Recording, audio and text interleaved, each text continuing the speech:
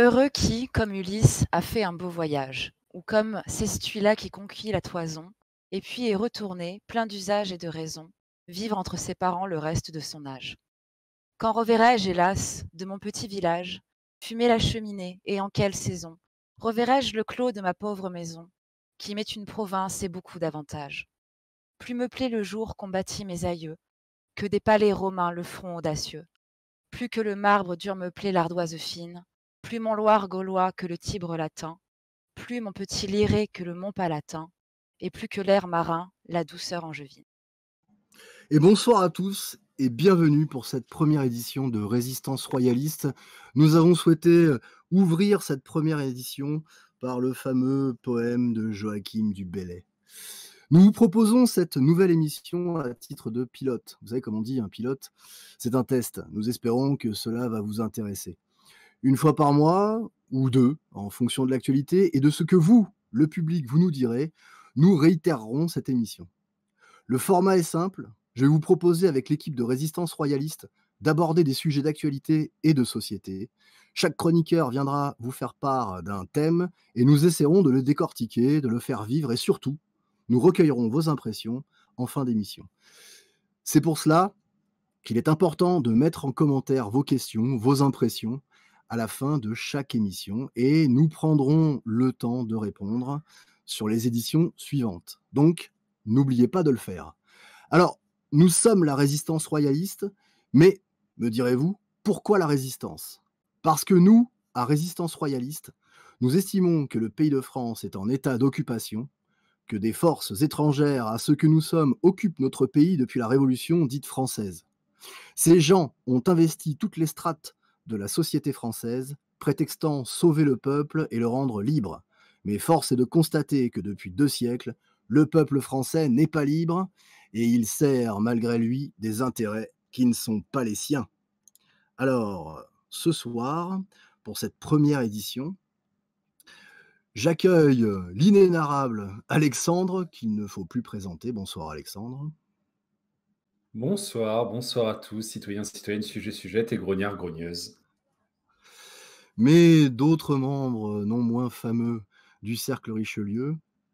Alors, celle qui nous a prêté sa douce voix pour le poème, Lina. Bonsoir. Ensuite, nous avons notre médecin de la peste, comme nous aimons à l'appeler, Carolus. Bonsoir, bonsoir à tous. Et pour terminer, il nous vient d'au-delà des océans, Raphaël. Bonsoir à tous et merci de m'avoir invité. Avec grand plaisir.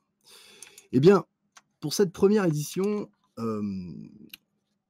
étant donné que c'est la première, je vais vous expliquer un petit peu comment nous procédons. Nous allons dans un premier temps aborder quelques sujets d'actualité, et puis ensuite, nos chroniqueurs prendront des sujets tour à tour et nous essaierons de tourner autour de cela et de vous fournir une réflexion que nous espérons pertinente. Et c'est à vous, derrière, de nous en faire des commentaires et des observations. Alors tout de suite, j'aimerais que nous commencions par un sujet qui nous est proche, quelque part. Hein. Certains d'entre vous ont entendu parler des nouveaux chemins empruntés par un certain prince Harry. Qui voudrait commencer à nous parler de ce sujet? Alexandre, peut-être? Alors, le prince Harry, j'y ai beaucoup pensé ces derniers temps.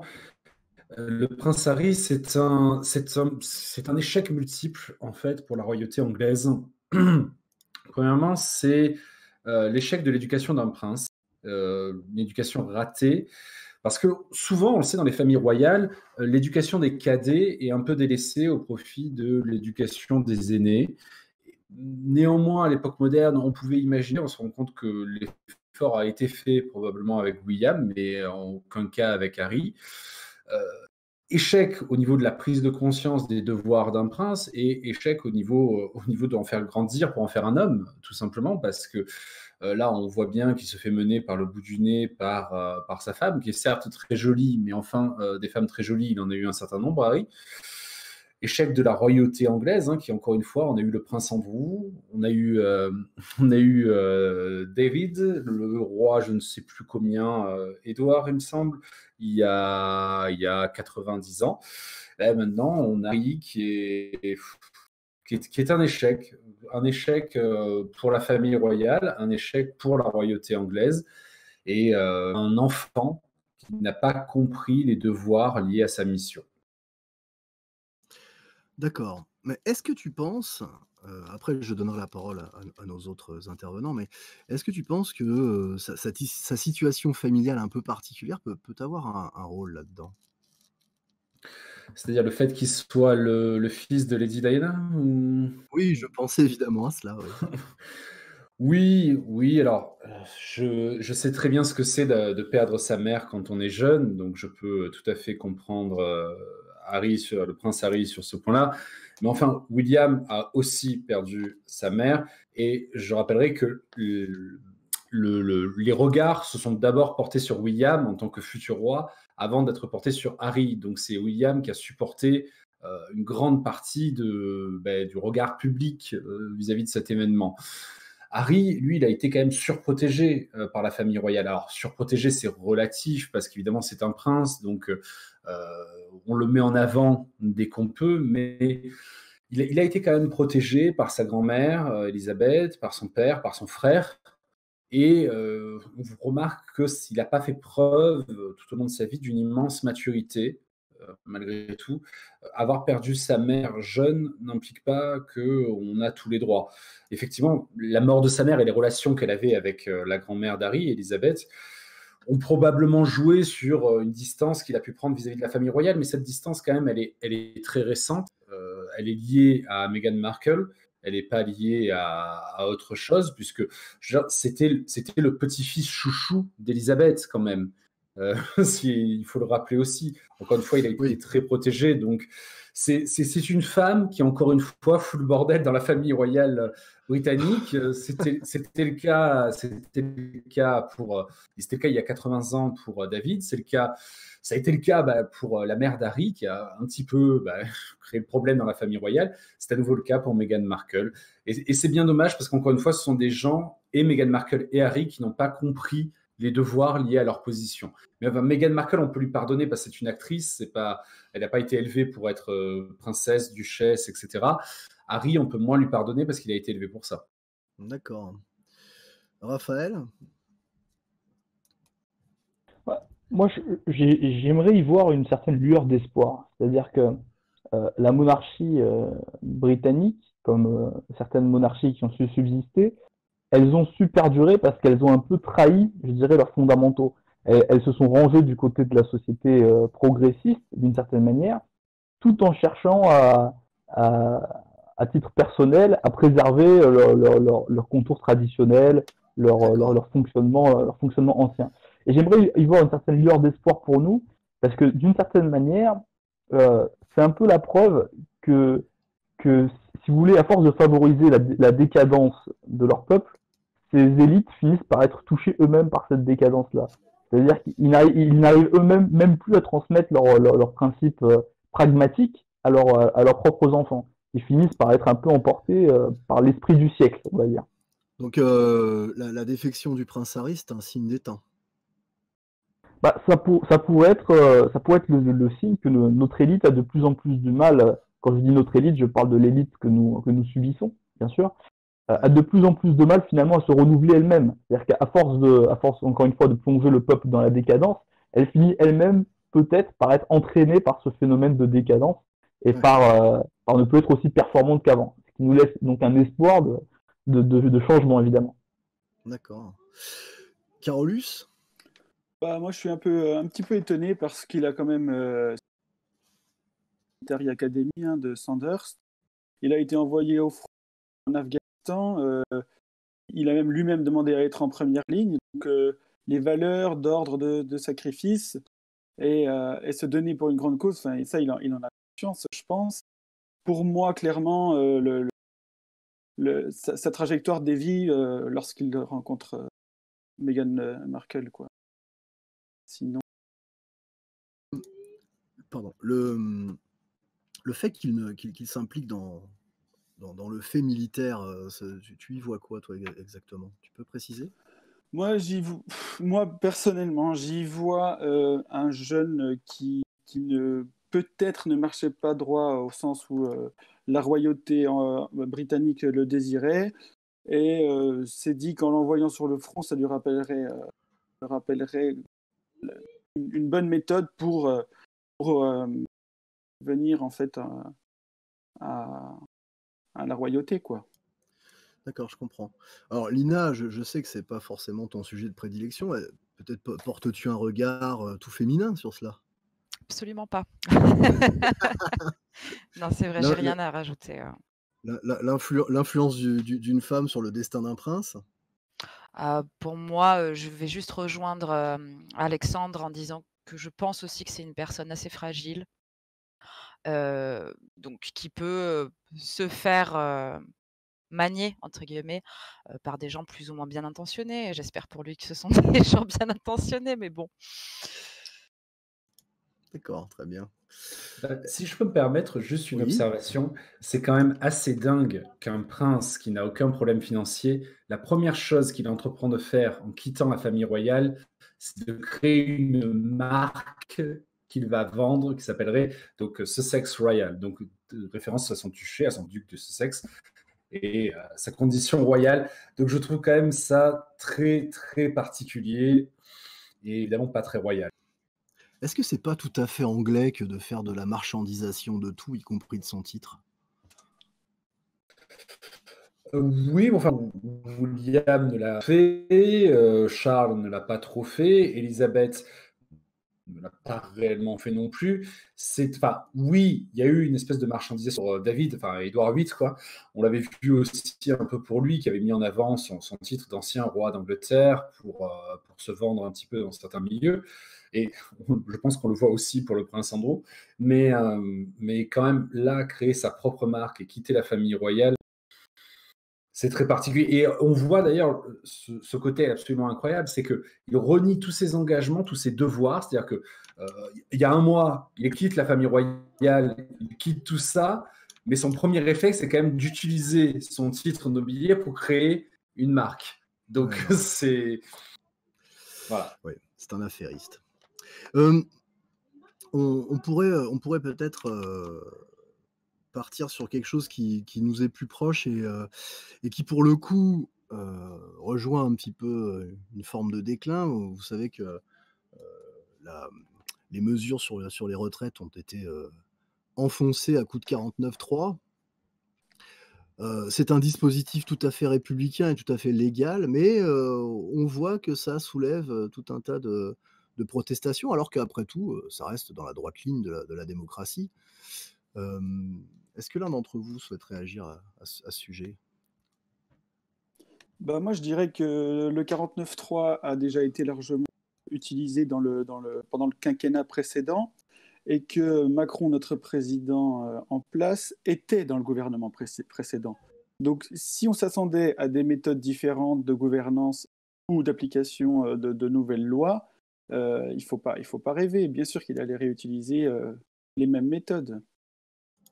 Oui, d'autant plus qu'une des grosses promesses de campagne de LREM, c'était de s'indigner sur l'utilisation euh, du 49.3. Quelque part, c'était une promesse de campagne, si je ne m'abuse. Et aussi de ne pas toucher aux retraites. Il l'a publiquement dit, hein. Ouais, d'ailleurs, est-ce que l'un d'entre vous a vu, il y a eu tout un tas de collages vidéo qui ont été faits sur YouTube en montrant un avant et un après. Vous avez vu ça? Il y a eu pas mal de vidéos comme ça faites sur plein de politiques en fait, hein. On voit souvent le décalage entre ce qu'ils disent avant la campagne et une fois qu'ils sont au pouvoir, ou même les revirements d'arguments euh, en cours de route. Ça c'est assez commun, on va dire, dans le monde de la démocratie entre guillemets. Ouais. Mais alors du coup, quel serait, alors, nous sommes royalistes, on est d'accord. Enfin, j'imagine que la plupart d'entre nous le sommes. Est-ce que le 49.3, quel regard particulier porte un royaliste sur le 49.3? Bah, le 49.3, c'est un petit peu le lit de justice, si on peut dire. C'est-à-dire que la Ve République a été construite par opposition au parlementarisme de la 4e et au désordre que ça a engendré, en grande partie. Euh, le 49.3, c'était l'équivalent du lit de justice. Vous savez, c'est cette procédure dans l'Ancien Régime lorsque les parlements bloquaient, en fait, si vous voulez, les mesures royales, le roi les faisait passer en force en se rendant directement sur place, ce qui était assez rare, on va dire, en se rendant directement dans le, dans le Parlement. Et donc là, à ce moment-là, ils étaient obligés d'accepter, où il y avait vraiment de reconnaître, on va dire, la supériorité de l'exécutif sur le Parlement. Mais donc c'est dans la tradition, entre guillemets, royale française. Les gens sont déstabilisés parce qu'ils pensent que ils écoutent le discours dominant qui dit qu'on est en démocratie, que voilà, on n'est pas dans une dictature. Du coup, ils comprennent pas à chaque fois quand ils voient ce genre de choses. Mais on n'a jamais été en démocratie en France. La France n'a jamais été dans un régime démocratique. Elle est dans un régime républicain, mais la République n'est pas la démocratie. C'est certain. Alexandre? Une petite précision pour commencer, l'élite justice, effectivement, ça arrivait, mais c'était assez rare, hormis à la fin du règne de Louis XIV. Malgré tout, c'était assez rare. Mais oui, effectivement, en fait, en soi, ce qui est choquant, c'est pas tellement pour moi l'utilisation du 49.3. Genre, après tout, s'il faut faire passer une loi qui est d'intérêt public, pourquoi pas? Mais sauf que là, les lois qu'on fait passer à coup de 49.3, ce sont des lois qui sont à l'inverse, enfin, qui sont opposées à l'intérêt public. C'est-à-dire faire travailler les gens plus longtemps, jusqu'à un âge extrêmement avancé. Enfin, genre, moi, je suis professeur, je ne me vois pas enseigner jusqu'à 76 ans auprès de populations qui, éternellement, pour moi, auront toujours entre 15 et 18 ans. Et encore, si je ne finis pas au collège. Donc, dans ce cas-là, ça voudrait dire qu'elles auront entre 10 et 14 ans. Donc, l'intérêt public, voilà, il faut savoir ce qui guide un chef d'État. Qu'il impose une décision, c'est pas très grave s'il pense agir pour l'intérêt public. Sauf que là, visiblement, ce n'est pas le cas. Il agit pour des intérêts privés et non pas pour des intérêts publics.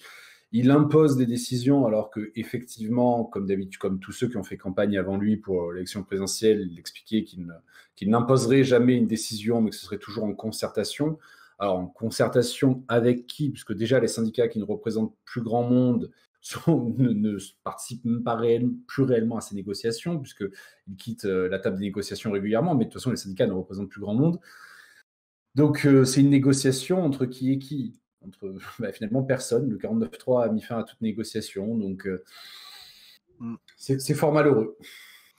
Et toi, Carolus, qui est personnel de santé, tu dois ressentir tout cela Moi, je ressens tout ça d'abord à travers un homme, qui est donc Jean-Paul Delevoye, hein, qui était le bras droit de Macron sur ce dossier pour mettre à bien cette réforme.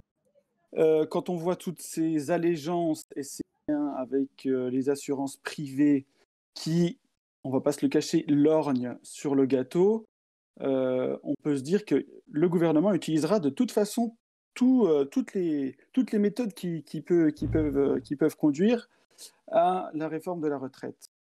Le problème, c'est que moi, j'avais vu une information comme quoi la retraite, enfin, en tout cas les cotisations retraite, avaient mis de côté près de 190 milliards, je crois, de réserves, en fait. Mais ça, personne ne le dit jamais et je ne comprends pas très bien pourquoi. En tout cas, moi, ce que je sais et ce qui se dit dans le milieu hospitalier, parce qu'il en va de même, c'est que comment dire, ces grandes infrastructures françaises partiront à la découpe et seront vendues au plus offrant. Voilà. Oui, voilà. On est bien sur un élan de privatisation et d'intérêts spéciaux, on est d'accord. Ah mais oui, totalement. Est-ce que l'INA, dans ton domaine professionnel, tu as un regard sur cela? Pas vraiment dans le domaine professionnel, mais je vais dire plus dans le relationnel où, moi ce qui me marque, c'est vraiment les gens, heu, qui ont appris cette mesure ont, maintenant un comportement, on va dire, de résignation, de combat perdu, on hausse les épaules et on s'attendait pas à mieux et on s'attend toujours à pire. J'ai l'impression que toutes les décisions qui sont prises, sont faites pour asservir de plus en plus et tuer les espoirs dans l'œuf et l'écoute aussi, l'écoute qui ne fait plus partie de la démocratie aujourd'hui. Et oui, ce qui me marque, c'est profondément les gens que je rencontre qui n'ont presque plus d'étincelles dans les yeux lorsqu'on va leur parler de leur pays parce qu'ils en sont dégoûtés. Oui, d'ailleurs, l'étincelle dans les yeux, en parlant du pays, elle s'éteint, par l'européisme forcené, d'Emmanuel Macron. Hem, les lois les lois sur les retraites qui sont en train d'être enfoncées à grands coups de marteau, elles sont selon vous, elles sont dans la droite ligne de l'européisme? Alexandre ou, Raphaël, quelqu'un veut s'exprimer? Oui, bah, Ouais, en fait, qu'est-ce que l'Union européenne? C'est une espèce, d'immense corporation d'intérêt privé, qui est gérée par une oligarchie et donc fatalement, on va tous un peu dans le même sens. Vous savez, c'est comme quand on avait accordé des facilités pour que la Grèce puisse rembourser ses prêts. On lui avait demandé en même temps de fortement libéraliser son économie, d'ouvrir plusieurs secteurs de marché qui auparavant étaient protégés. Ben, là, c'est la même chose. Tout va dans le même sens. Tous les pays de l'Union européenne à ce niveau-là vont dans le même sens. C'est gâteau. Au début de l'Union européenne, on nous avait expliqué qu'on allait tirer les pays d'Europe de l'Est vers le haut en termes sociaux. Mais c'était évidemment une folie de croire une chose pareille. C'est-à-dire que pour un pas qu'ils vont faire pour gravir l'escalier, nous, on va en faire 5 pour descendre, pour se mettre un peu plus à leur niveau. Donc, fatalement, et l'immigration de masse joue évidemment fortement sur ça aussi. Je veux dire, c'est pour ça que toujours les mêmes, l'Union européenne, les syndicats de grands patrons, pas de petites et moyennes entreprises, mais de grands patrons, font tout leur possible pour faciliter l'entrée sur le territoire de personnes migrantes qui pourront exploiter plus facilement économiquement parlant que les populations, on va dire, autochtones, quoi. Alors je te remercie, de faire, la transition de manière si brillante, Alexandre, puisque, nous avions décidé, tous ensemble de parler de la frontière grecque et des incidents, qui ont lieu. Est-ce que, est-ce qu'on est dans la droite ligne en fait, de l'habitude qui a été prise maintenant depuis à peu près une dizaine d'années, d'accélérer, heu, l'intrusion sur le territoire européen et cette espèce de chantage qui est fait à la frontière grecque? On est comment là par rapport à ça? Bah, moi, j'ai découvert qu'en 2016, en fait, la Turquie, elle avait déjà négocié un pacte migratoire avec l'Union européenne, hein, et Ouais. qu'une aide de 6 milliards d'euros avait été allouée. Et en contrepartie, Ankara, il devait contenir les migrants et les réfugiés de guerre. Bah, aujourd'hui, ce que la Turquie exige, c'est que l'Europe envoie une nouvelle compensation financière qui servira d'abord à financer ces incursions, ces guerres en Syrie et à accueillir des futurs réfugiés. C'est-à-dire qu'on est dans le cas, classique de l'envahisseur, qui se pointe à vos portes, qui vous rançonne, vous le payez, il s'en va et puis bon, il se dit que comme ça a marché une fois, on va le refaire une deuxième fois? Ouais, c'est exactement ça, hein, parce que les incursions répétitives turques en Syrie sont à chaque fois corrélées à un afflux massif de réfugiés, hein, et ça déstabilise leur économie et leur société d'ailleurs, en Mmh. premier. C'est pour ça qu'ils nous les envoient. Raphaël, tu voulais t'exprimer? bah, moi, ce que je trouve assez surprenant, c'est la stratégie de l'Europe, enfin plutôt des élites européennes, qui d'un côté cherchent à faire entrer une vague migratoire, d'un autre côté cherchent à la réguler pour pas qu'il y en ait trop qui arrivent d'un coup. C'est leur stratégie est un petit peu particulière. Euh, Moi, je pense qu'il y a évidemment une volonté de grand remplacement, mais d'un autre côté, ils cherchent pas à ce qu'il soit trop brutal pour pas que les gens finissent tous par s'en rendre compte et qu'il y ait une réaction. Et j'ai l'impression que Erdogan joue là-dessus, c'est-à-dire que il a conscience, je pense que les élites occidentales sont pro-migrants, mais il joue sur le fait que ça les arrange pas du tout, qu'il y ait des vagues entières qui arrivent, parce qu'à ce moment-là, les problèmes deviennent flagrants. À ce moment-là, je veux dire, même le plus pro-migrant des pro-migrants, je suis sûr que s'il voit une invasion de milliers de Syriens, d'Afghans débarquer dans sa ville, il commencerait à changer d'opinion. Oui, alors la grande illusion alors c'est marrant que tu parles du grand remplacement, la grande illusion, parce qu'on on nous explique, que c'est une théorie du complot, Alexandre? Oui, effectivement, c'est cette fameuse théorie du complot de Renaud Camus, comme quoi. D'ailleurs, on connaît mal la pensée de Renaud Camus, parce qu'à la base, Renaud Camus n'explique pas que c'est un grand remplacement ethnique. Il explique que c'est un grand remplacement culturel, et dont un des traits est le remplacement ethnique. Donc, après, on peut en penser ce qu'on veut, mais quand même, petite précision sur tout ce qui vient de se passer en Turquie et à la frontière grecque. Enfin, tout ça est quand même extraordinaire. On paye la Turquie très cher, même pas pour qu'elle retienne les migrants, même pas pour qu'elle soit une barrière, mais pour qu'elle soit un entonnoir, c'est-à-dire qu'ils se déversent moins rapidement sur l'Europe, parce que ce serait un peu trop flagrant. Et maintenant, on tape sur la Grèce parce que la Grèce ose un petit peu se développer. Donc, on est quand même dans un monde, dans un monde absolument, absolument fabuleux. En plus de cela, je vois dans un article du Monde qui est daté d'hier, tout simplement, que la Grèce aurait mis en place des centres de détention secrets pour migrants à la frontière turque, d'après une enquête exclusive du New York Times. Très très grands enquêteurs. Alors, quel est ce jeu trouble que joue la Grèce? Je pense que la Grèce, c'est terrible pour la Grèce, parce que c'est terrible. Beaucoup de migrants qui passent donc par la Turquie pour entrer en Grèce ne souhaitent pas rester en Grèce. Ils souhaitent traverser la Grèce, mais d'un coup, tu as des dizaines de milliers de personnes, voire des centaines de milliers de personnes qui traversent un pays. Des centaines de milliers de personnes traversent un pays. Ils le font rarement en étant très sympathiques envers les populations locales, en respectant les us et coutumes, en ne sait sur laquelle il marche.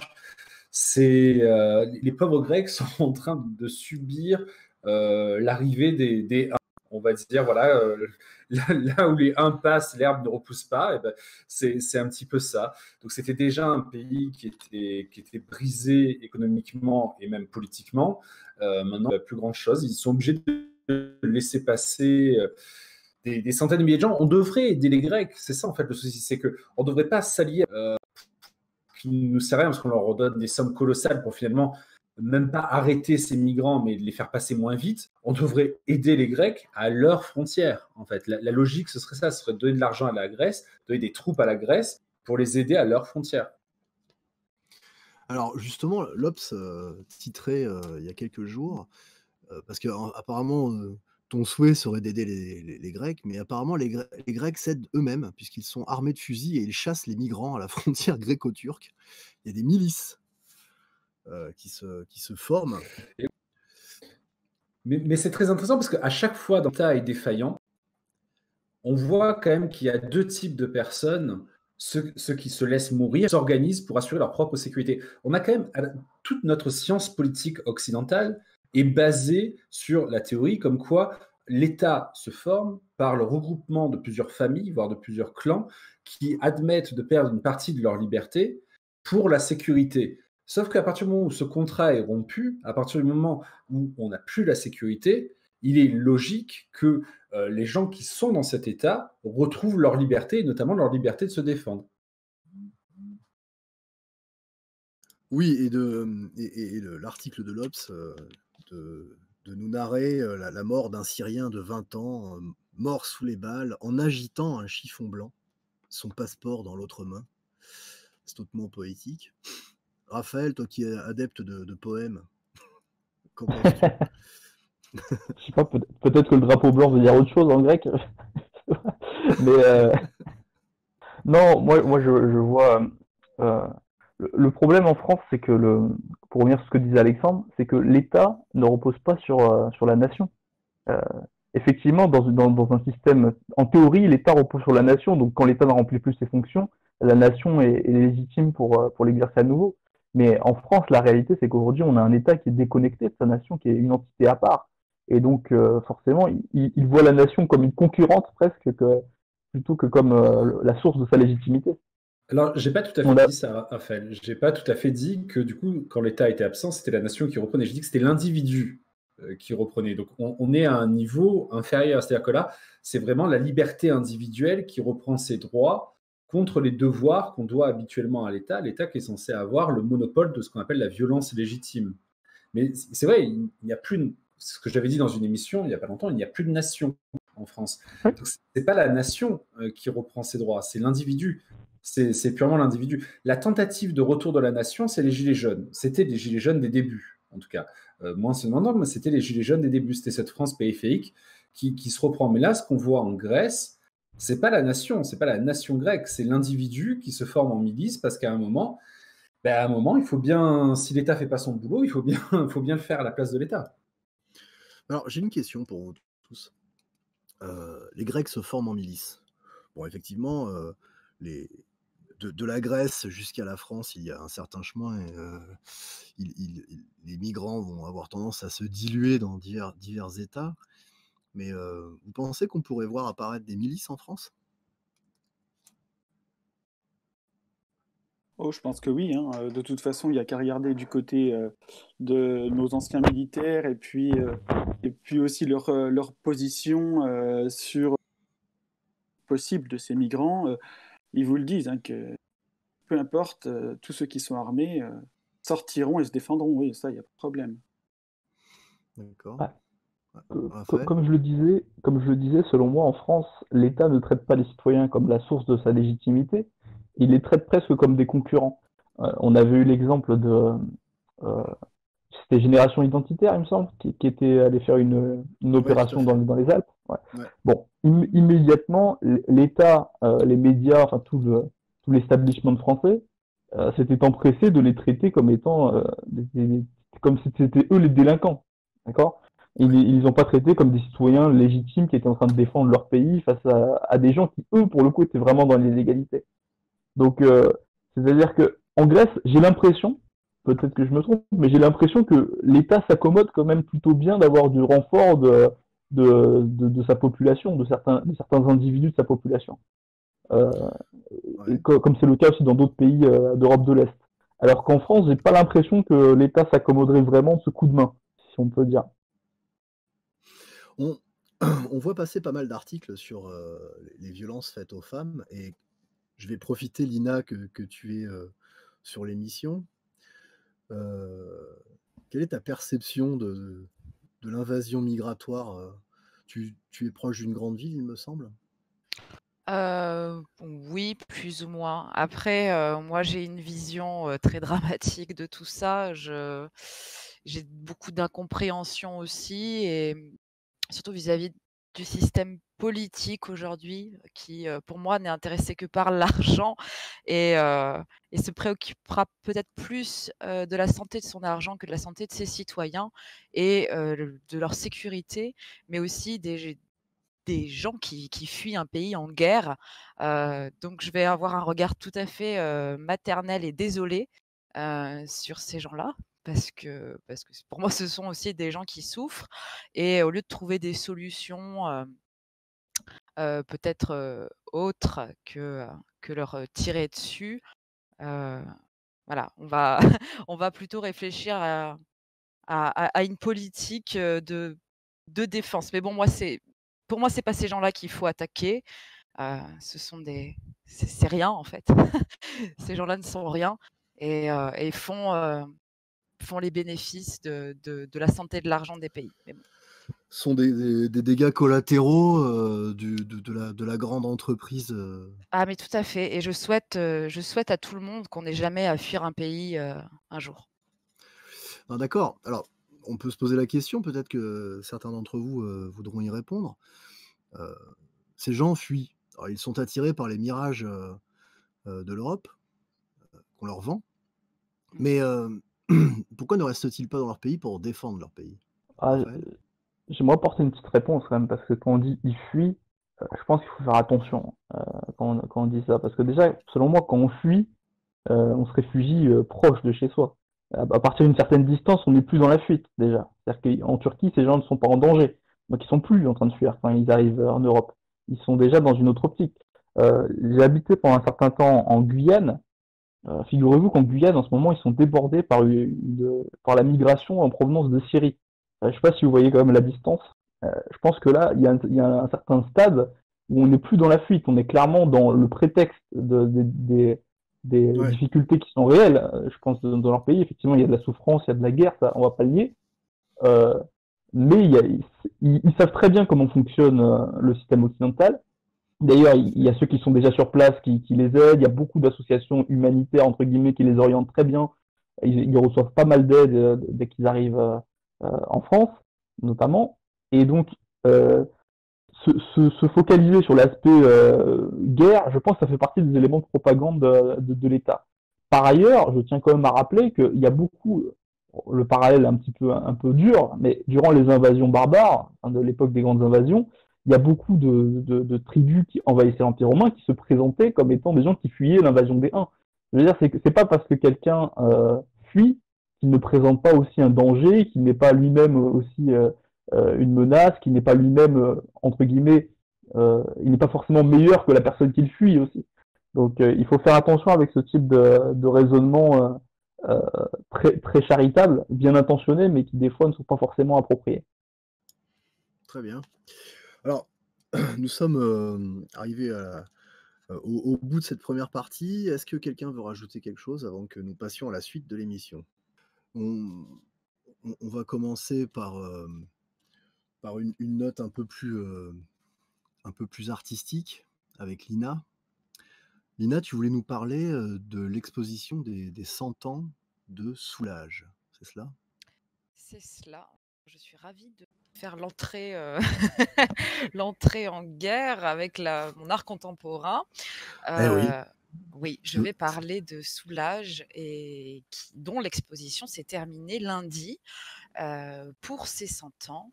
Alors l'artiste qui a eu, selon la légende, une révélation pour l'art lorsqu'il est allé dans l'abbatiale de Conques à l'âge de ses 12-13 ans et qui a décidé de dédier sa vie à l'art et qui, à 100 ans, peint encore. Voilà. Parce qu'il n'est pas mort. Ah, mais non, cette vieille carne peint toujours, même, j'ai envie de dire, il est toujours présent. Il fait toujours donc, des grands formats qui nécessitent quand même un peu de force pour un vieillard, c'est quelque chose. J'ai beaucoup de respect pour l'effort physique que ça demande.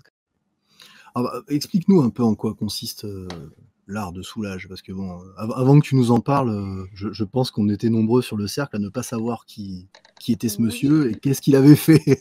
Bien sûr, et moi je l'ai découvert aussi que récemment, même si j'aime beaucoup le sujet de l'art évidemment, c'est un sujet que j'ai découvert que très récemment, au détour d'une conversation. Une dame m'a dit: «Mais vous ne connaissez pas Soulage, oh là là, c'est horrible». Et je lui ai dit: «Bon, bah, si c'est horrible, je vais regarder, évidemment». Donc en chiffres, Soulage, c'est évidemment 100 ans qui sont fêtés cette année. C'est un seul pigment noir qui sera utilisé dans ses dernières œuvres. C'est un record de vente de 10 millions de dollars pour un tableau. Et c'est une œuvre prolifique de plus de 1700 œuvres. Je ne compte pas les vitraux.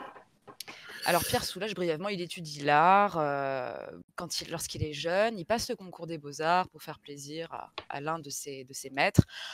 Il est reçu et refuse d'aller aux beaux-arts. Il retourne dans son pays de jeunesse, Rodez, et devient viticulteur pendant quelques années sous l'occupation. Sous l'occupation, j'ai trouvé ce fait vraiment très amusant lors de mes recherches. Il collectionne la revue nazie Signal, qui répertorie tous les arts dégénérés, et c'est ce qui lui permet d'avoir un lien avec l'art avant-gardiste. Donc voilà, nous sommes abonnés à une revue nazie juste pour l'art dégénéré. J'ai trouvé ça fabuleux.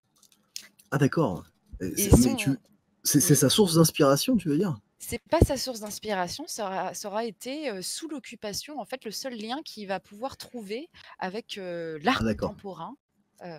Alors que, bon, c'est quand même un temps où l'art dégénéré est très largement montré du doigt, prohibé, brûlé, détruit, etc. Et finalement, l'artiste collectionne cette revue qui va montrer ses œuvres qu'il faut détruire pour justement s'en faire une culture. Donc il devient artiste véritablement le jour où son père va lui proposer de reprendre le flambeau de son entreprise. Je crois que c'est une entreprise d'export, peut-être que je me trompe. Mais ce jour-là, il décide vraiment qu'il n'a plus rien à faire dans cette vie-là, claque la porte et il s'en va à Paris pour peindre. Et depuis ce jour-là, il n'a fait que peindre. Il commence sa carrière du coup en 1946. Et il se fait connaître en utilisant des matériaux un peu bruts, un peu délaissés, j'ai envie de dire, comme le brou de noix. Alors, je ne sais pas si vous connaissez, c'est une sorte de cire pour les meubles, enfin, c'est utilisé pour la restauration. Il va travailler avec des matières très visqueuses, comme du goudron, des choses très, très, comment dire, rejetées, basses, enfin, c'est pas vraiment reluisant, hein. Il va travailler aussi avec du matériel d'artisan, avec des gros pinceaux, des grosses spatules, le petit pinceau en poil de martre, faut pas en parler à Pierre Soulages. Il se fait remarquer par ses grands formats, du coup, et par ses grands contrastes de noir, de bleu, de rouge, mais souvent le noir revient beaucoup et devient de plus en plus, alors je ne saurais dire pourquoi, le chouchou ou pas, mais en tout cas un artiste reconnu en France, très controversé, mais comme le disait quelqu'un très justement avec qui j'en parlais récemment, quel artiste contemporain n'est pas controversé? Et en 79, lors d'un tableau raté, il va avoir une autre révélation. Soulage est un homme de révélation. L'outre noir. Alors, il va s'amuser avec cette espèce de matière de noir épais et va se rendre compte qu'en fait, il ne va pas peindre une c'est très compliqué à expliquer. Il ne va pas peindre une matière pour avoir une forme avec la matière. Il va peindre en contreforme un petit peu pour voir ce que la lumière va rejeter avec cette matière. Donc, c'est là que naît l'outre noir et c'est très célèbres tableaux qui sont pas des monochromes, faut surtout pas dire ça, mais qui sont, oui, faits de noir. Plus tard, en 86, donc à l'aube de ses 70 ans, vont commencer les travaux et le chantier pour les vitraux de Conques. Alors Conques, c'est 8 ans de travail pour, je crois, 164 mètres carrés de verrière. C'est plus de 700 essais de verre à Marseille, à Saint-Gobain et à Saint-Just, qui sont des verreries qui vont couler le verre, qui vont souffler le verre et qui sont très réputés, surtout Saint-Just en France. En plus, c'est pas loin de chez moi, donc je connais bien. Et il va décider d'inventer son verre et donc du coup va travailler avec ces verreries. Finalement, on va pas trouver son, son bonheur, va beaucoup voyager pour essayer de trouver chaussures à son pied. Et finalement, avec l'aide d'un Allemand qui était verrier et aussi vitrailliste, il va enfin pouvoir sortir ce verre qui sera utilisé. Donc je ne sais pas si vous êtes déjà allé si vous avez déjà fait un tour à Conques. Moi, je l'avais fait, je ne savais pas que c'était Pierre Soulages. C'était ça m'a pas, je me suis dit bon, c'est pas dingue, mais par contre c'est quelque chose qui est resté. Je me souviens évidemment Conques, pour moi c'est le tympan et les vitraux. C'est marquant. D'accord. Mais alors, juste une question, tu l'as un peu évoqué, sa volonté d'utiliser la texture du noir, il y a aucune explication, on ne sait pas pourquoi? Alors, l'explication, ça serait, dans cette révélation en fait et j'y ai songé un petit peu. Pourquoi du noir? Pourquoi pas du bleu, du rouge, du vert? Peut-être parce que le noir est peut-être aussi la couleur qui va le mieux réfléchir la lumière. Si on s'attarde sur un tableau, bleu, on va peut-être moins voir cet effet de forme contre forme que va générer la lumière. C'est 2 contrastes forts que sont le noir et le blanc. Donc, c'est vrai que, si le blanc reflète le noir, tu vas aussi peut-être regarder, ce reflet de blanc. Qu'est-ce que va dessiner le blanc sur le noir? D'accord. Faut Je pas pense que oublier, c'est pour ça. Oui, Raphaël, faut quand vas-y. même pas oublier, il faut pas oublier qu'il a découvert l'art contemporain durant les heures les plus sombres de notre histoire. Je pense qu'il y a peut-être Non, un il l'a lien pas à voir découvert. par Il l'avait étudié, il a essayé de rester en lien avec, mais il l'avait quand même étudié à l'école avant de revenir. Mais oui, il est resté en lien, grâce aux nazis. là. D'accord. Je pense qu'au-delà de ça, je pense que ça pose un vrai débat. Je suis pas bien placé pour le savoir, mais est-ce qu'il y a une différence entre l'art contemporain dans le sens idéologique de ce que ça représente et l'art moderne, entre guillemets? C'est-à-dire de savoir s'il y a une différence entre cet art un petit peu qu'on n'apprécie pas trop dans nos milieux qu'on considère pour le coup vraiment comme de l'art dégénéré, et tout simplement des expressions nouvelles de l'art. Ça, je t'avoue que tu me poses un peu une colle. Art moderne, art contemporain. Pour moi, l'art contemporain, je crois que c'est un art qui a commencé entre deux guerres. Et encore, ça se trouve, je te raconte une bêtise. C'est une longue période. Art moderne, je ne sais pas. Après, on va dire que c'est certainement un artiste contemporain. Ce n'est pas un artiste abstrait. Ce n'est pas un artiste figuratif. Pour moi, et encore, il ne se définit pas comme tel, mais pour moi, c'est vraiment un artiste expérimental. C'est un expérimental, Pierre Soulages. Bah, ça fait penser un peu à de l'ingénierie, aller chercher tout un tas de qualités de verre. Alors Pour moi, c'est clairement, l'ingénierie. oui, clairement, il va chercher des qualités de verre.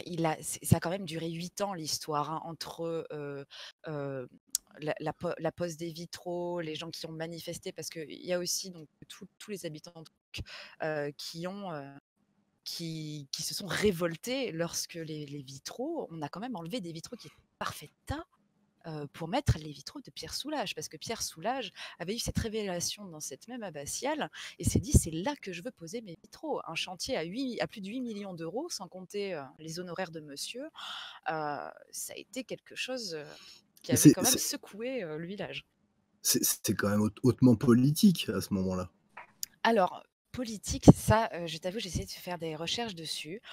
Je sais que ça a été sous le ministère de Jacques Lang. Alors Jacques Lang, bon, moi, je l'ai pas vraiment connu, hein, mais pour en avoir discuté avec des artisans et artistes, c'était quelqu'un qui était quand même très apprécié dans les domaines de l'art, qui avait fait beaucoup pour. Après, pourquoi ce chantier colossal? Surtout que les habitants se plaignaient que la toiture de l'abbatiale était en très mauvais état. Pourquoi changer les vitraux maintenant? Pourquoi enlever des vitraux qui étaient en parfait état? Pourquoi ne pas faire cette expérience, entre guillemets, sur un édifice qui en avait vraiment besoin pour ces vitraux? Ça a été une incompréhension. Alexandre, est-ce que tu voudrais réagir à Pierre Soulages? Bien écoute, non, parce que je ne connais pas assez objectivement pour réagir sur ce sujet. D'autant que j'imagine qu'en art, la notion de moderne et contemporain n'est pas la même qu'en histoire, puisque en histoire, on considère que l'époque moderne se termine plus ou moins en 1789, en tout cas à la fin du XVIIIe siècle, et commence après ce qu'on appelle plutôt l'époque contemporaine. Donc je pense que c'est pas tout à fait pareil pour l'art sur ce sujet. L'époque moderne doit plutôt se situer au XXe siècle et l'époque contemporaine durant les 25-30 dernières années, j'imagine. Donc, Cela dit, la question que j'ai envie de te poser, on a tous en tête les magnifiques vitraux de la plupart des grandes cathédrales de France. Est-ce que ce n'est pas une désacralisation? Ben, il y a un art sacré, ça c'est une évidence. Alors, est-ce que l'art sacré est sacré en raison de la forme ou en raison du fond qu'on met derrière? Toute la question est là. Mais j'ai envie de dire, on n'a qu'à regarder les églises. Il y a les églises plus anciennes qui sont faites en respectant l'architecture sacrée qui généralement inspire du coup quand on prie, quand on assiste à l'office. Et il y a les églises modernes, comme celle dans laquelle je me suis retrouvé tout à l'heure, qui on a l'impression un peu que c'est plus une salle de réunion de conseil d'administration et ça donne guère envie, quoi. C'est parce que l'impression que tu vas voter sur le corps de l'Église catholique, quoi. Donc là, la question, moi j'avais rencontré Aude de Queyros, qui est une spécialiste de l'art notamment, et elle, bon, elle est évidemment éminemment sceptique sur tout ce qui est art contemporain, on peut le comprendre, elle a écrit d'ailleurs plusieurs ouvrages sur le sujet. Que dire oui, je pense que malheureusement, dans beaucoup de cas, quand on se permet de refaire les vitraux, quand on se permet de refaire l'art au sein d'une église, dans beaucoup de cas, ben, ça désacralise une église. Après, ça ne veut pas dire que ce soit nécessairement le cas tout le temps. Il y a des artistes à l'époque contemporaine qui respectent encore l'art sacré, même si c'est moins sur la forme et plus sur le fond. D'accord. Carolus, tu voudrais réagir dessus? Moi, bon, je ne m'y connais pas du tout en art. Ça m'évoque juste des tableaux qu'on pourrait croiser dans les couloirs de l'hosto. Des trucs carrefourgués à l'hosto, ça oui, ils sont preneurs. D'accord. On va, on va clore cette. Malgré que je pense que ce sujet mériterait une très longue discussion, on va revenir un petit peu sur de l'actualité avec Raphaël. Tu voulais nous parler de Poutine, de Dieu et de la Constitution. Oui, tout à fait. Alors pour ceux qui ne sont pas au courant, c'est encore tout frais, rien n'a encore été vraiment fixé, donc on manque de détails sur vraiment la forme que ça va prendre. Mais en gros, Poutine a soudainement euh, annoncé une réforme, enfin un bouleversement, on peut presque dire, de la Constitution, parce qu'il y a énormément de points qui se jouent, c'est pas seulement sur un point en particulier. Et parmi ces points-là, outre des questions d'ordre institutionnel, il y a eu la question de la place, enfin, de la place de Dieu, qui serait formellement inscrite dans la Constitution, entre autres choses. Alors évidemment, comme vous en doutez, tous les intellectuels de notre pays ont sauté au plafond devant cette remise en question de la laïcité. Mais pour approfondir ce sujet très brièvement, il faut quand même revenir sur la notion de constitution. Parce que souvent, on limite l'idée de constitution à l'organisation des pouvoirs. Moi, je vois dans la constitution avant tout un peu selon ce que disait Rousseau, le contrat social. C'est-à-dire que pour moi, une nation naît vraiment on va dire, de plusieurs individus qui s'accordent sur quelque chose qui les réunit, en principe. Alors, pour les gens les philosophes des Lumières, il fallait que ce soit quelque chose de très formel, forcément une date, une loi, quelque chose qui s'inscrit de façon très légaliste. Pour nous, ça peut quand même être sur un processus plus long, sur la tradition, sur différents événements historiques. Donc, il y a deux traditions, là, deux visions qui se confrontent. Mais le fait est que c'est fondamentalement le pacte social qui va définir qu'est-ce que c'est qu'une nation, sur quoi les gens se réunissent, sur quelles valeurs, sur quel socle. Et donc aujourd'hui, c'est la Constitution qui remplit plus ou moins ce rôle. Et donc en choisissant d'inscrire Dieu dans cette Constitution, alors que beaucoup voient dans cette manœuvre une stratégie de Poutine pour candidater, enfin pour réussir sa propre succession, on va dire. Moi, j'y vois vraiment la volonté de réaliser la succession de la Russie traditionnelle à la Russie post-communiste, donc était un petit peu, qui avait été un peu construite sur le modèle des démocraties occidentales. Je vois que chez Poutine, une volonté de faire renaître cette Russie traditionnelle. Et chose intéressante, c'est que souvent on nous vante la laïcité comme étant le moyen de se faire cohabiter toutes les religions. Et d'après ce que j'ai pu lire, en réalité, ce sont surtout certains athées en Russie qui sont assez hostiles à la réforme, alors que les musulmans, les bouddhistes, les autres communautés religieuses de Russie voient très favorablement ce retour de la place de Dieu dans la Constitution, d'autant que ça s'accompagnerait également d'une interdiction formelle de l'autorisation du mariage homosexuel. D'accord. Ah oui, donc on est sur un projet anti-progressiste, donc du coup ça fait sauter tout le monde au plafond, c'est ça, hein? C'est vraiment, j'insiste là-dessus, c'est vraiment construire une autre nation russe, ou plutôt restaurer la nation russe originelle sur ses bases originelles. Alexandre, toi qui connais assez bien la Russie, quel regard tu portes là-dessus? Bah, c'est évidemment une manière pour Vladimir Poutine aussi de réaffirmer son côté extrêmement patriotique. On sait qu'il y a eu le temps communiste a créé une sorte de trou dans l'histoire russe qui s'était organisé jusque-là autour de la religion orthodoxe fortement. Et Vladimir Poutine, encore une fois, essaye de se rattacher un petit peu à la grande histoire russe. Alors, c'est très bien, c'est une très bonne chose. Après, comme je l'ai dit dans une émission récente sur les populismes, qui s'appelle Le populisme ou la mort, tout ça, c'est du très court terme. Une constitution, ça se modifie. En France, si je ne m'abuse, c'est le 3/5 du Congrès, c'est-à-dire Assemblée nationale plus Sénat, qui choisit de modifier la constitution ou alors un référendum. Donc, qu'est-ce qui se passera une fois que Vladimir Poutine ne sera plus là, même si on vient de lui donner l'autorisation, il me semble, de se représenter à la prochaine élection présidentielle. Donc, on en a encore pour un petit moment, et c'est une bonne chose qu'on a encore pour un petit moment avec Vladimir Poutine. Mais tout ça est limité dans le temps. fortement. Une constitution, ça se modifie. Vladimir Poutine est en train de modifier la sienne. Nous avons largement modifié la nôtre depuis le début de la Ve République. Oui, tout ça est très bien, mais la question se pose encore de ce qui viendra après. C'est toujours la même question. C'est savoir ce qui viendra après. Moi, c'est ça qui m'obsède. Mais surtout, voilà, faire une référence à Dieu, c'est très bien, mais qu'est-ce qu'il y a derrière, encore une fois? Genre, quand tu fais une référence à Dieu, mais que tu libéralises complètement le système dans lequel tu vis, pas simplement économiquement, mais au niveau sociétal également, s'il y a une référence à Dieu dans la Constitution, mais que la majorité des Russes, petit à petit, prennent leur distance avec la religion orthodoxe parce que la société de consommation leur offre un biais pour éviter de penser à la spiritualité, ça avancera pas à grand-chose non plus. Non, c'est sûr, ça. Alors toi, tu vois un peu une sorte de coup d'épée dans l'eau, finalement. Parce qu'il y a pas, on n'est pas sûr qu'il y ait une continuité à ce fait-là. Un petit peu, oui. Carolus?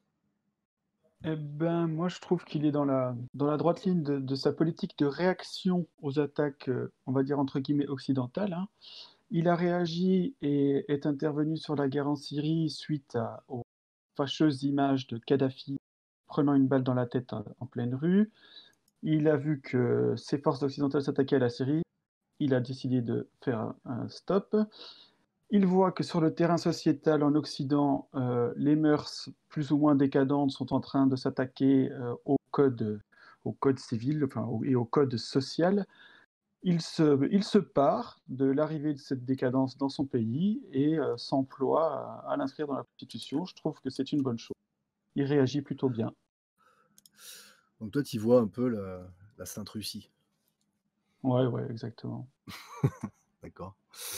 Bon, bah, très bien. Puisqu'on on reste dans le fait politique, on Alors, va aller si je peux me permettre juste de réagir. Ah oui, Raphaël, vas-y. J'ai l'impression que globalement, Alexandre minimisait un peu cette action-là. Moi, je pense vraiment que Poutine a compris tout ce qu'on pouvait faire aujourd'hui avec les textes de loi, qu'on a vraiment changé d'époque. Quand il y a eu la Révolution française, les révolutionnaires, les députés, ont beaucoup joué sur le fait que justement, toutes les règles traditionnelles qui régissaient la France n'étaient pas toutes clairement codifiées. C'est-à-dire qu'il y avait beaucoup de choses qu'on voyait comme des évidences, comme de la tradition. Comme dans toutes les sociétés traditionnelles, il y a beaucoup d'informels. Et ils ont beaucoup joué là-dessus. Ils ont beaucoup joué, fragiliser la légitimité traditionnelle et royale notamment, de l'Église aussi, sur le fait que ce n'était pas formalisé. Et en effectuant ce petit geste qui paraît peut-être bénin parce qu'il ne va pas tout bouleverser d'un coup, Poutine donne une légitimité énorme au principe divin. C'est-à-dire que si après ce sont des gens qui sont toujours, on va dire, dans la continuité idéologique de Poutine, ça leur sera d'une aide très précieuse, je crois, dans le débat, dans la négociation, dans les querelles de légitimité qu'ils pourront avoir avec leurs différents opposants progressistes, lorsqu'il y aura justement des lois plus sérieuses à faire passer sur la famille, sur d'autres sujets, sur la place de la religion dans l'espace public ou autre. Mais d'accord. Bon, cela dit, il n'empêche que, vu qu'on ne peut que spéculer sur l'avenir qui nous est réservé, bon, on pourrait conclure en disant que c'est une belle tentative de la part de Vladimir Poutine, même bon, si on n'est pas sûr de la pérennité de sa tentative, en gros. Oui, on peut dire ça comme ça. C'est-à-dire que bon, une constitution ne préserve pas des dirigeants non plus. Si les dirigeants sont vraiment dans un sens opposé, là, ce sera qu'une question de temps. Je veux pas dire de bêtises, mais il me semble que sous Hollande, la constitution a changé un truc comme 70 fois. Hein. Bon, ma foi. Je savais pas que c'était temps. Si, mais il me semble que c'est ça. Bon, vous me corrigerez si j'ai dit une bêtise, mais ça doit être un peu de cet ordre-là. Vu qu'on parle de la Russie, on va peut-être enchaîner sur l'autre côté du spectre, avec Alexandre, qui je crois va nous parler d'une sorte de bilan de la primaire américaine. Alors oui, effectivement, on est un petit peu presque à mi-parcours, on va dire, dans cette primaire américaine. Pour l'instant, alors, petit rappel, même si évidemment, là, vous le savez tous, les primaires américaines, c'est pas de la démocratie directe, démocratie indirecte avec l'élection de délégués qui eux-mêmes vont élire des super délégués à la grande convention du Parti démocrate et à la convention du Parti républicain, même si les primaires républicaines, c'est une fantaisie, puisque Donald Trump fait des scores de dictateur africain à peu près dans chaque État. Et c'est logique, parce qu'on ne lui a opposé personne. Hein, genre, on lui a opposé des nuls, en fait. Donc, la victoire est faite pour Donald Trump. La question se pose encore pour le camp démocrate. Donc, les primaires ont commencé le 3 février dernier. Alors, on avait toute une palanquée de candidats, et comme toujours pour les élections des primaires démocrates, petit à petit, ça s'est désisté et il n'en reste que 2. Alors, ce sont désistés Elizabeth Warren, qu'on appelle aussi Pocahontas dans les réseaux nationalistes, parce qu'elle se revendiquait de son héritage amérindien.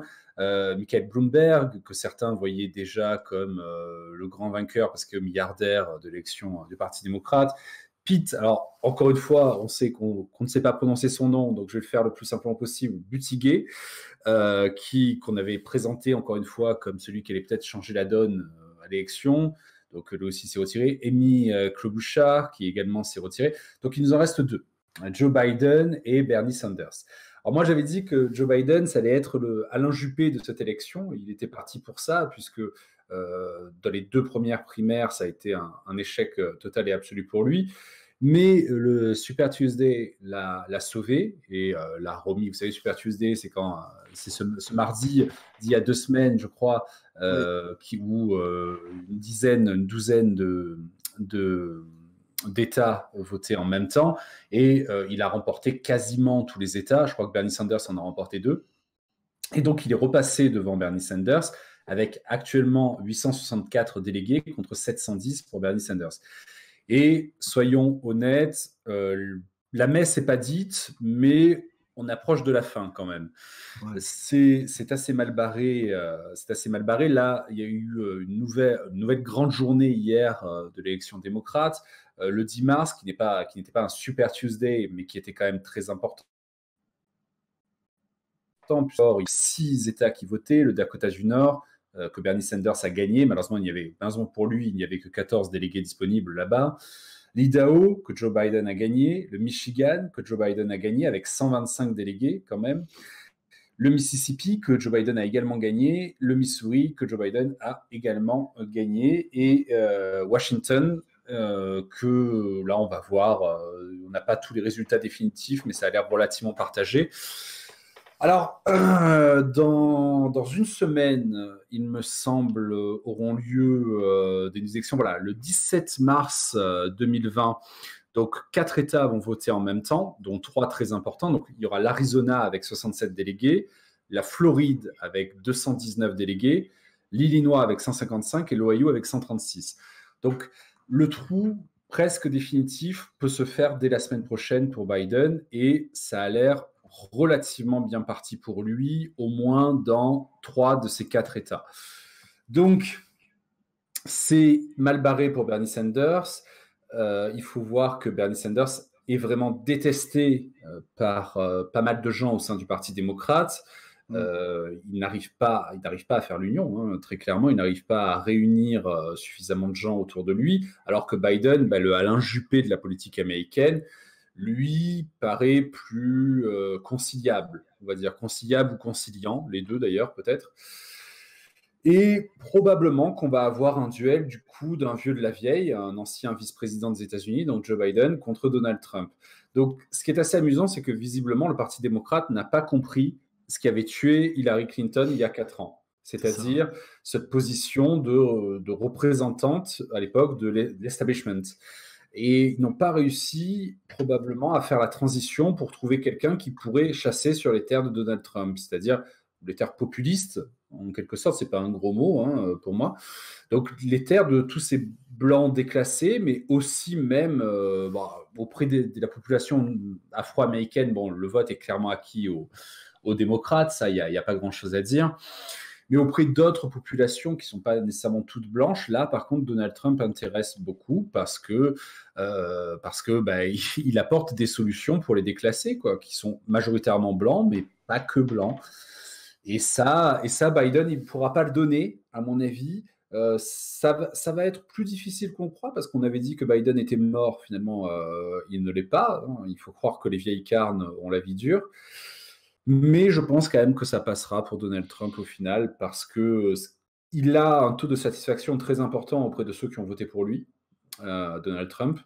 Bon, un taux d'insatisfaction très important aussi auprès de ceux qui n'ont pas voté pour lui, mais ça, c'est quand même assez logique. Mais dans tous les cas, Biden, pour moi, c'est vraiment le Hillary Clinton en homme. D'ailleurs, peut-être même moins masculin qu'Hillary Clinton, en fait, quand on y pense. Donc, les primaires démocrates, c'est pas plié, mais ça pourrait l'être bientôt. Oui, Joe Biden, qu'on appelle aussi Creepy Joe Biden, parce qu'il a une tendance un peu à avoir les mains baladeuses avec les gamines. Je ne sais pas si vous avez vu les vidéos. Maintenant, en fait, les démocrates avaient tout intérêt à ce que Joe Biden se mette en bonne position, parce que finalement, je ne sais pas si tu es d'accord avec ça, Alexandre, mais Sanders est bien trop socialiste pour les démocrates. Et ils savent très bien que ça ne peut pas faire le poids vis-à-vis de Donald Trump. Oui, enfin, on aurait pu juste Trump sur sur les questions un peu populistes, on va dire. Mais effectivement, ça ne pouvait pas convenir au Parti démocrate, premièrement parce que Sanders est un non-interventionniste. Voilà, il n'est pas pour que la puissance américaine se déploie outre mesure à l'étranger. C'est pas un néocon, voilà, c'est pas un néoconservateur. Voilà. Effectivement, après, économiquement, c'est quand même un des rares membres du personnel politique américain qui accepte parfois de se définir comme socialiste. J'avais dit dans une précédente émission qu'il n'est pas d'une minorité. Alors, si il est d'une minorité, Sanders, il est même de la minorité. Donc, c'est tout important, mais parfois, on n'aime pas trop que la minorité ait la place symbolique du pouvoir. Peut-être qu'elle est la place effective, mais ça, c'est une autre question. Mais voilà, Biden, en fait, c'est le candidat Alain Juppé. C'est le candidat qui peut marcher un peu avec tout le monde. Bon, on sait qu'Alain Juppé, il s'est lamentablement foiré. Moi, c'est vrai que j'imaginais aussi que Biden foirait lamentablement. Visiblement, ce n'est pas le cas. Visiblement aussi, le peuple démocrate, avec beaucoup de guillemets à ça, n'a pas compris les raisons de sa défaite et ne souhaite pas chasser sur les terres de Donald Trump. Mais finalement, ça ne fait que confirmer la scission aux États-Unis entre, d'un côté, les membres du peuple, on va dire, enfin, en tout cas, de ce peuple déclassé, et de l'autre côté, ceux qui sont déjà dans une logique mondialiste et qui ne sont pas du tout dans une logique américaine. Oui, c'est ça. Carolus, est-ce que tu as une vision particulière, toi, sur cette période ? Je ne sais pas si c'est une vision particulière. Elle se restreint, en fait, à l'incident qui s'est passé en Ukraine, là, avec les affaires troubles entre le fils de Biden et Trump, qui est allé mettre son nez via... comment il s'appelle, le président ukrainien, Zelensky, je crois. En tout cas, suite à ça, donc ils ont commencé la procédure d'impeachment contre Trump. À partir du moment, pour moi, où ils ont perdu, Trump avait libre voie pour aller jusqu'au présidentiel, quoi. C'est clair que la procédure d'impeachment contre Trump a été néfaste pour les démocrates. Ils passent une fois de plus pour des charlots, puisqu'ils ont passé leur temps depuis le démarrage du mandat Trump à essayer de destituer Trump au lieu de faire quelque chose de constructif. Mais enfin, est-ce qu'on ne peut pas y voir un parallèle avec ce que font l'équivalent de nos démocrates en France, hein? C'est surtout des partis d'opposition, ils n'ont aucune force de proposition. Mais si je peux mettre de rebondir sur ce que tu viens de dire, colonel, effectivement, ils n'ont rien proposé. En fait, la seule chose qu'ils ont proposé, c'est l'union des minorités contre Trump. Et ça se voit quand, vous savez, ils ont essayé de mettre en avant différentes femmes venant de différentes minorités musulmanes, minorités afro-américaines, etc., en faisant semblant que Trump allait trembler devant ce ramassis de rien, quoi, en fait, de minorités. Et en fait, Trump, il en a rigolé, évidemment, de ça, parce que les démocrates n'avaient rien à proposer, essayer de l'attaquer. En fait, c'est amusant parce qu'on dit souvent que Trump, sur sa vie privée, il l'expose beaucoup, C'est pas faux nécessairement, mais enfin, il n'a été attaqué que sur ça, en fait. Globalement, il n'a Ouais, été attaqué que sur ça. c'est C'est-à-dire, ça. sur le reste, les démocrates ont été d'une faiblesse assez pathétique. Je veux dire, le fameux mur entre les États-Unis et le Mexique, oui, on en a parlé, mais quand même, on en a proportionnellement beaucoup moins parlé que la vie privée de Donald Trump ou l'enquête qu'il a fait mener, qui est peut-être d'ailleurs toujours en cours, sur les agissements du fils de Joe Biden en Ukraine. Donc, Mmh. alors on s'est moins interrogé sur ce qu'était la réalité de ces agissements justement du fils de Joe Biden en Ukraine. C'est clair. Justement, je voudrais rebondir sur ce que vient de dire Alexandre. Ouais. C'est que selon moi, pendant très longtemps, jusqu'à présent même, d'une certaine manière, l'establishment de tous les pays occidentaux, quand ils voyaient des gens anti-système arriver, ils partaient du principe que ces gens-là, c'était comme acquis, qu'ils n'étaient pas compétents sur le point de vue social et économique. Et du coup, tout le débat se concentrait sur démontrer qu'ils sont méchants. C'est-à-dire sur une question morale, en fait, c'est-à-dire, vous avez vu sur le plan des valeurs, ce sont des gens qui défendent des mauvaises valeurs. Mais ce qui les a complètement déstabilisés avec des gens comme Trump, mais aussi avec Boris Johnson au Royaume-Uni, c'est qu'on avait des gens qui étaient dans d'autres valeurs, mais qui, par ailleurs, obtenaient de très bons résultats sur le plan économique. Et ça, je pense, dans leur rhétorique, ils n'avaient pas du tout prévu ça. Ils avaient prévu de se cantonner sur un débat gentil-méchant. Et or, il y a plein de gens qui se sont laissés convaincre tout simplement par les résultats. Je pense par les résultats, au-delà de l'idéologie, il y a plein de gens, je pense, qui sont aussi convaincus, tout simplement, rassurés aussi par les résultats tout simplement économiques.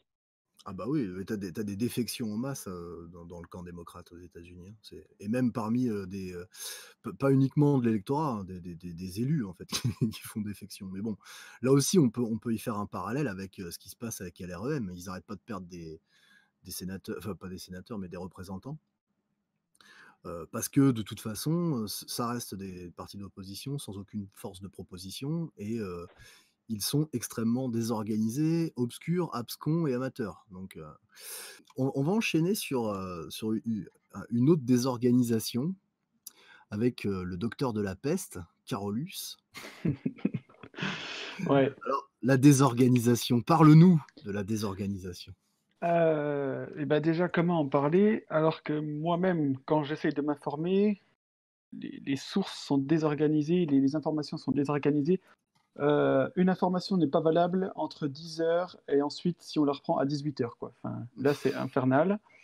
J'étais en train donc de préparer 2-3 trucs pour vous présenter la Ouais. situation actuelle et je viens d'apprendre que le directeur général de l'OMS, Tedros Ghebreyesus, a fait une prise de parole en disant que le Covid-19 est caractérisé maintenant comme une pandémie. Ah, ça y est, Oui, et enfin. que en fait, cela est dû à des niveaux alarmants d'inaction, des niveaux alarmants de propagation, et que dans les jours et semaines à venir, l'épidémie allait s'intensifier. D'accord. Donc Mais voilà, c'est mondial cette information-là, puisque c'est l'OMS, c'est mondial. Voilà, il y a, je sais plus, peut-être 115 pays sur 142 qui sont touchés par le coronavirus. En attendant, pour continuer sur cette ligne des dernières infos, nous, dans le CHU où je suis poste, le plan blanc a été établi.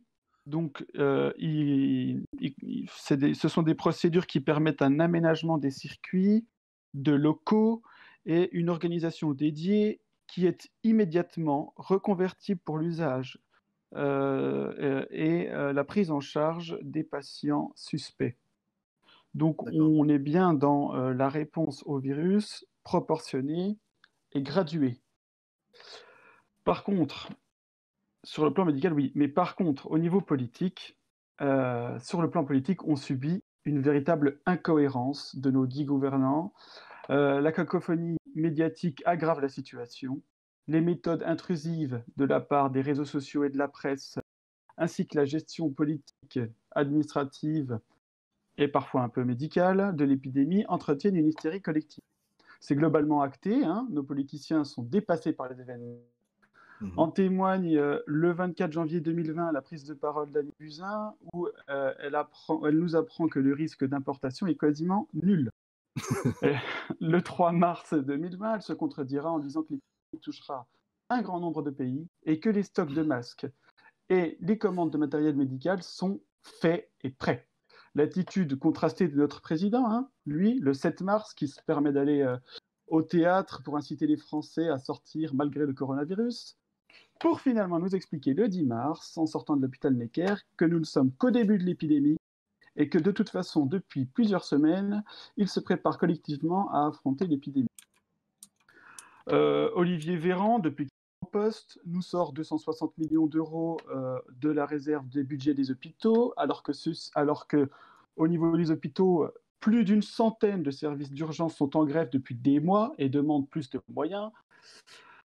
En attendant, si tout avait été préparé comme nos gouvernants aiment à le répéter, pourquoi les professionnels de santé de ville et de campagne ne cessent de répéter à qui veut l'entendre qu'ils sont les grands oubliés de la distribution des stocks de matériel médical et que sans masque, ceux-ci sont personnellement exposés lorsqu'ils prennent en charge leurs patients? Est-ce qu'il y aurait un lien avec le tweet du ministère des Affaires étrangères du 19 février, très fier d'acheminer 17 tonnes de matériel médical à destination de la Chine, opération réitérée à destination de l'Iran, le tout cofinancé par le ministère et LVMH, on se demande pourquoi, et appuyé par l'Union européenne? Où sont passés les stocks stratégiques? Pour la grippe aviaire, Ouais. je relais les propos du docteur Jérôme Marty. Pour la Oui. grippe aviaire sous Madame Bachelot, il y avait peu de communication, mais il y avait trop de vaccins, trop de masques, trop de tout. Et là, on a beaucoup de communication, mais on est à poil. D'accord. Donc la Voilà. communication nous sauvera, c'est ça? Voilà. Et du coup, moi j'ai vu passer tout un tas d'informations. Alors, Alexandre, tu es dans l'éducation nationale, comment ça se profile? Parce qu'en plus de ça, tu es proche d'un épicentre, toi, il me semble, non? En effet, j'étais d'ailleurs en quarantaine levée en 24 heures. Donc, Rapide. écoute, qu'est-ce qu'on peut dire? C'est-à-dire que c'est assez amusant parce qu'il y a effectivement un effet de panique dans l'éducation nationale, mais de toute façon dans toutes les institutions de l'État. Mais au point que tu te poses quand même des questions sur le virus lui-même, en fait.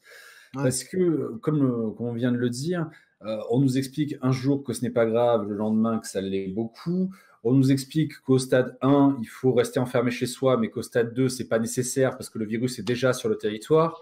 Donc, au stade 3, je pense que carrément, on va nous demander de manger avec des gens qui sont infectés parce que du coup, ça ne sert à rien, on va tous l'être.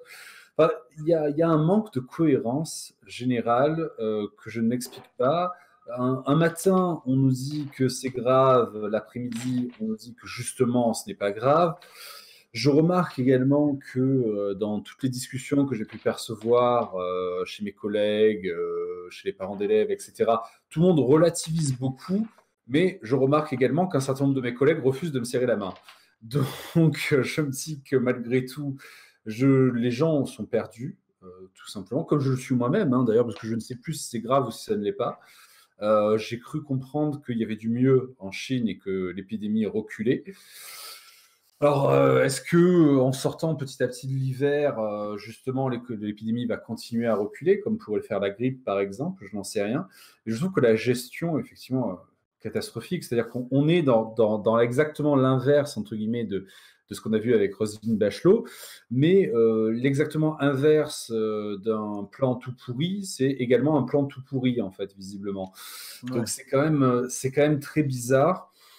Effectivement, je suis aussi choqué de voir les moyens qui sont mis en place financièrement pour, soi-disant, contrôler le coronavirus, alors que il y a quand même une crise dans l'hôpital public depuis plusieurs mois et qu'on nous explique qu'il n'y a pas d'argent, ni pour recruter, ni pour former, ni pour améliorer les salaires de ceux qui y travaillent. Enfin, je sais pas, tout ça m'a l'air d'être une vaste plaisanterie au final. Oui, c'est vrai que c'est un petit peu inquiétant. D'autant plus que, bon, effectivement, on n'arrive pas à mesurer la létalité. On entend des gens nous dire que finalement, ils ont été malades, tout va bien. Il y a même eu un hashtag coronavirus pour ceux qui ils font des concours pour essayer de l'attraper. Enfin bon, c'est n'importe quoi. On va essayer de raccourcir légèrement cette partie, puisqu'on arrive au fond de notre émission. Raphaël, moi je voulais avoir ton sentiment d'insulaire, expatrié dans de lointaines contrées. Comment ça se passe chez toi, Raphaël? Alors oui, pardon. Pardon. C'est-à-dire que nous, c'est assez amusant. Enfin, moi, ça m'a un petit peu amusé parce que d'un côté, comment vous décrire? Je suis en République dominicaine actuellement et le peuple dominicain, comment vous décrire son rapport à l'hygiène? C'est pas qu'ils sont sales. C'est pas qu'ils sont sales. Quand je dirais si je devais dire qu'il n'y a pas de notion d'hygiène, ce serait pas dans le sens de salubrité corporelle, mais tout le concept de microbes, de bactéries, de préservation par rapport à ce type d'organisme, on sent que voilà, qu'ils n'ont pas étudié Pasteur à l'école, quoi. Et, et donc, d'un côté, vous avez une population qui, globalement, s'en fout complètement. Et puis, paradoxalement, vous avez un gouvernement qui en est allé au stade où les enfants l'étudient à l'école. C'est-à-dire que les enfants ont des devoirs comme ça, où ils doivent expliquer le coronavirus, d'où ça vient, quels sont les symptômes, un truc complètement délirant. Et du coup, le contraste est assez amusant. C'est-à-dire de voir des gens qui ne prennent aucune précaution, mais face à n'importe quelle maladie, hein, quelle qu'elle soit. Et puis d'un autre côté, le gouvernement qui se met en tête de sensibiliser à la nouvelle pathologie. Bon, d'accord. Ouais, c'est vrai que c'est assez curieux. Bon, est-ce que le gouvernement ne fait pas ce qu'il croit être bon, qu'un gouvernement devrait faire? Donc, quand ils font de l'instruction civique, des classes d'instruction sur le virus. Bon, ok, ça va pas Oui. forcément aider tout le monde, mais bon, d'accord, ouais, c'est intéressant. Donc, du coup, pas d'inquiétude. Les gens suivent leur petit bonhomme de chemin.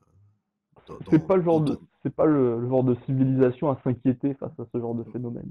D'accord. On va dire. Bon, bah, très bien. Alors, on va essayer de terminer notre émission sur des notes un petit peu plus légères, on va dire. Je pense que certains d'entre vous ont en tête un livre qu'ils aimeraient conseiller à nos auditeurs. Qui veut commencer, Lina? Lina, on t'a pas Oui. beaucoup entendu ces derniers temps. Oui, avec joie. Bah, du coup, pour faire écho un petit peu à Pierre Soulages, je conseillerais Le Noir de Pastoureau, qui est un médiéviste reconnu et qui parle beaucoup justement du travail de la lumière et de la perception de la lumière à l'époque médiévale. Donc voilà, je pense que c'est bien en corrélation. Ah oui, C'est en très opposition. intéressant. C'est en opposition. Non, mais justement, c'est pas vraiment en opposition. D'accord. C'est un artiste contemporain qui se veut finalement sur des principes médiévaux ancestraux qu'on a oubliés. Donc voilà, D'accord. Le Bah, Noir. parfait, merci Lina. Carolus. Moi, je pense tout de suite à Psychologie des foules de Gustave Le Bon, hein, qui est donc une belle continuité de la société du spectacle et aussi de tout ce qui peut se passer au niveau environnemental et puis tout ce qui découle de la manipulation mentale autour de ces événements. D'accord. Ah oui, on est dans l'actualité, c'est ça que tu es en train de nous dire, là. Oui, pourtant c'est un écrivain qui n'est pas du tout de... Ah non, c'est clair. Alexandre. Un livre. Alors, un livre en particulier, pour faire écho à la limite à notre discussion précédente sur Soulages, on pourrait parler de Sacré art contemporain d'Aude de Queyros, qui est une spécialiste de Queyros sur tout ce qui est art, mais aussi sur le marché de l'art, ce qui est d'autant plus important, on va dire, Oui. et qui est une artiste elle-même, Aude de Queyros qu'on entendait, je ne sais pas si on l'entend toujours d'ailleurs sur Radio Courtoisie, peut-être d'ailleurs qu'on l'entend toujours, je ne sais pas, et qui est une femme tout à fait charmante d'ailleurs, et dont le fils, qui je crois son prénom c'est Tancred, mais je me souviens plus son nom de famille, je dis ça comme ça, mais dont le fils est un expert de la géopolitique. Donc je trouve ça, c'est une famille particulièrement remarquable. Ah oui. En tout cas, Aude de Queyros, sacré art contemporain. Voilà. D'accord, merci Alexandre. Raphaël. Alors, moi, je vais partir sur un livre qui s'appelle Tactique du diable, qui est un livre qui a été écrit par Clive Staple Lewis. Je ne sais pas si vous connaissez cet auteur, il est assez connu, mais peut-être que le nom ne parle pas à tout le monde. C'est lui notamment qui a écrit les Chroniques de Narnia. Ah oui. Alors, ce qu'il faut savoir avec cet auteur, c'est qu'il s'est spécialisé. Donc, pour ceux qui ne le savent pas, en fait, Narnia raconte l'histoire de Jésus. C'est une histoire fantastique, en fait, mais qui retrace l'histoire des évangiles. Et en fait, cet auteur s'est spécialisé sur le thème religieux, sur le thème chrétien, sous des formes des fois fantastiques, enfin, sous d'autres formes que la forme traditionnelle. Et donc, dans ce livre, Tactique du diable, c'est un roman que j'ai pas terminé, c'est un roman épistolaire, mais qui est fantastique et qui vraiment se lit très facilement, où en fait, il a imaginé que, de la même manière qu'on dit qu'on a tous un ange gardien, on aurait tous un démon qui serait chargé par le diable de nous tenter, de nous faire tomber. Et en fait, c'est un roman épistolaire d'un démon, on va dire d'un cadre démon, qui écrit des conseils qui correspondent avec le petit démon d'un individu lambda. Et ils ont tout un échange sur les stratégies qu'il faut qu'il emploie pour réussir à le tenter, pour réussir à retourner son propre raisonnement contre lui. Enfin, c'est un livre qui a à la fois beaucoup d'humour, mais qui fait beaucoup réfléchir sur la tentation, sur le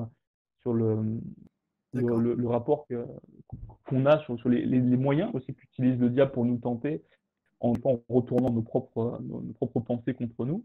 Et c'est vraiment un roman passionnant. Vraiment, j'ai vraiment trouvé passionnant. Et j'encourage tout le monde à le lire. Donc, c'est Tactique du diable de Clive Staple Lewis.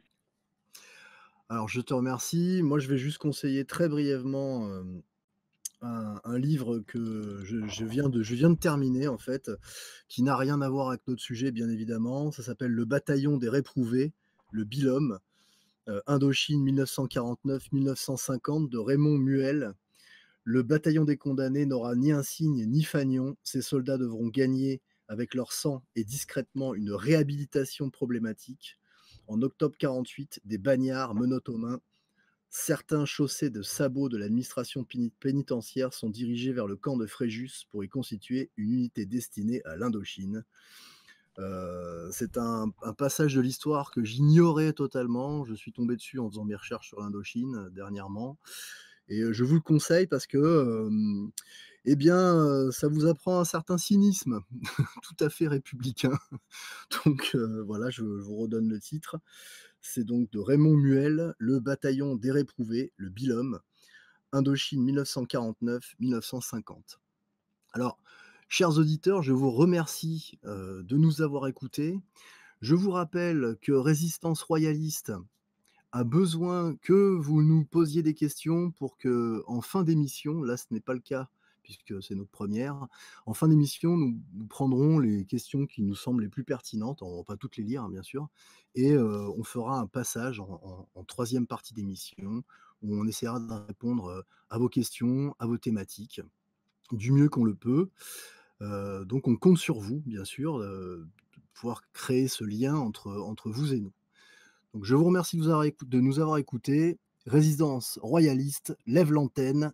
Vive la France, vive le roi, soyez royalistes. Daignez affaiblir tous ceux qui nous contestent, ô vous princes des anges, la milice céleste.